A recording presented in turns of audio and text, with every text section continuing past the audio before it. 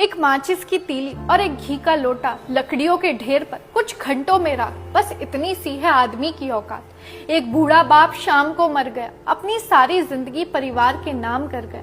कहीं रोने की सुगबुगाहट तो कहीं फुसफुसाहट, और जल्दी ले जाओ इसे, कौन रखेगा सारी रात। बस इतनी सी है आदमी की औकात। मरने के बाद नीचे देखा तो नजारे नजर आ रहे थे। मरने पर कुछ जबरदस्त तो कुछ जबरदस्ती रो रहे थे। नहीं रहा, चला गया, 4 दिन तक करेंगे बात। बस इतनी सी है आदमी की औकात।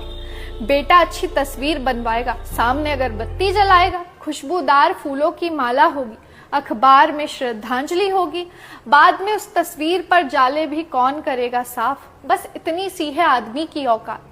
जिंदगी भर दूसरों के लिए जिया, अपने लिए कम, कोई ना देगा साथ, जाएगा खाली हाथ। क्या तिनका भी साथ ले जाने की है औकात। बस इतनी सी है आदमी की औकात।